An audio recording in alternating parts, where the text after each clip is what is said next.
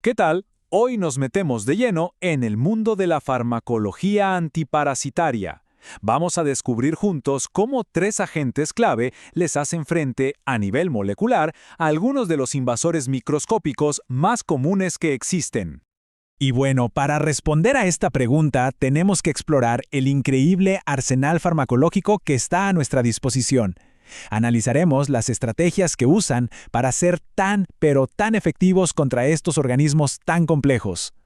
Entonces vamos a poner la lupa sobre tres cazaparásitos de primera línea. Están agrupados en dos familias distintas, pero igual de importantes. Los benzimidazoles, con el mebendazol y el albendazol, y por otro lado los nitroimidazoles, representados por el potente metronidazol. Arranquemos por lo más interesante, diría yo, su mecanismo de acción.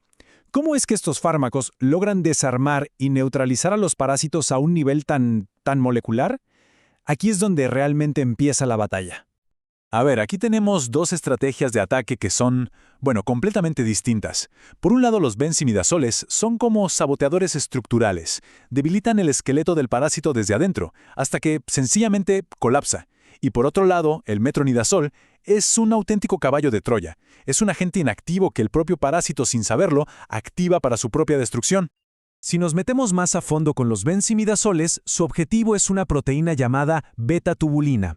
Pensemos en ella como si fueran los ladrillos con los que el parásito construye sus microtúbulos, que vienen a ser como el esqueleto y las autopistas internas de sus células. Al unirse a la beta-tubulina, estos fármacos impiden que el parásito mantenga su forma y, algo que es crucial, que absorba glucosa, su principal fuente de energía. Así que, sin estructura y sin energía, el parásito queda paralizado y muere literalmente de hambre. Y aquí es donde está lo brillante del metronidazol, ¿no? Su toxicidad selectiva. Para nuestras células, que usan oxígeno, es inofensivo. Pero cuando entra en un parásito anaerobio, de esos que viven felices sin oxígeno, las propias enzimas del parásito lo activan, convirtiéndolo en un radical libre súper tóxico que literalmente destroza las cadenas de su ADN. Es una verdadera arma de precisión molecular. Ok, ya sabemos cómo atacan. Ahora la pregunta es, ¿cómo se mueven por el cuerpo y dónde actúan? Su farmacocinética, o sea, cómo se absorben, distribuyen y metabolizan, va a determinar para qué tipo de misión son más adecuados. Miren, acá las diferencias son cruciales para la práctica clínica. Fíjense en el mebendazol. Casi no se absorbe, por eso su acción se queda casi toda en el intestino. Perfecto para los parásitos que viven ahí. En cambio, el albendazol, aunque es variable, se absorbe mucho mejor, sobre todo con comidas grasas que lo ayudan a disolverse. Esto, sumado a su metabolito activo, el sulfóxido de albendazol, que es muy potente, le permite viajar por la sangre y llegar a parásitos que están en tejidos profundos, como el cerebro o el hígado. Y el metronidazol, por su parte, se absorbe casi por completo, lo que garantiza altas concentraciones en todo el organismo. Y todo esto que vimos nos lleva a la práctica, a cómo se aplica en el día a día. El metronidazol, con esa absorción excelente y su mecanismo, es el rey contra los protozoos anaerobios que causan amebiasis, yardiasis o tricomoniasis.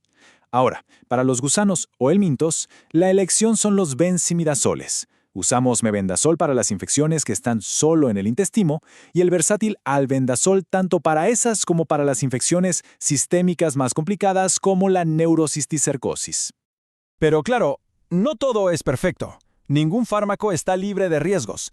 Así que ahora toca hablar del daño colateral, los efectos adversos y las precauciones que siempre hay que tener en cuenta al usar estos agentes tan potentes. Y acá una advertencia que es fundamental con el metronidazol. Este fármaco bloquea una enzima en el hígado, la aldehído deshidrogenasa. ¿Qué pasa entonces? Que si se consume alcohol, se acumula un compuesto tóxico, el acetaldehído, y eso causa una reacción muy desagradable. Por eso es vital evitar el alcohol durante el tratamiento y hasta 72 horas después de la última dosis. La verdad es que, en general, son fármacos que se toleran bastante bien.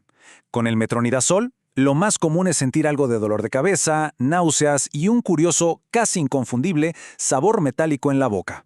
Los benzimidazoles, por otro lado, suelen pasar casi desapercibidos, aunque si se usan dosis altas o tratamientos largos, pueden causar algunas molestias gastrointestinales.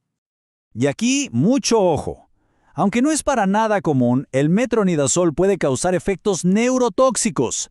Síntomas como mareos fuertes, dificultad para coordinar movimientos, lo que se conoce como ataxia o incluso convulsiones, son una bandera roja. Ante cualquiera de estas señales hay que suspender el tratamiento de inmediato. Y esta es otra de esas interacciones que hay que tener grabadas a fuego. La combinación de metronidazol y mebendazol, sobre todo a dosis altas, se ha relacionado con el síndrome de Stevens-Johnson. Es una reacción en la piel extremadamente grave y potencialmente mortal. Definitivamente es una combinación que se debe evitar. Bueno, para ir cerrando y que quede todo bien claro, vamos a consolidar la información clave en una guía de estudio rápida. Este es el informe final sobre nuestros 3 agentes, para tener los conceptos más importantes siempre a la mano. Aquí lo tenemos, el resumen definitivo. Fíjense cómo todo cierra. El mecanismo de los benzimidazoles que ataca la estructura los hace ideales contra el mintos, con el albendazol que se destaca por su capacidad de llegar a los tejidos. Y eso contrasta con el metronidazol, que con su daño al ADN es perfecto contra protozoos.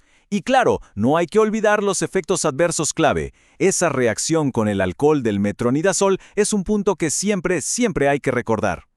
Y terminamos con esta pregunta, que en realidad define el futuro de la parasitología.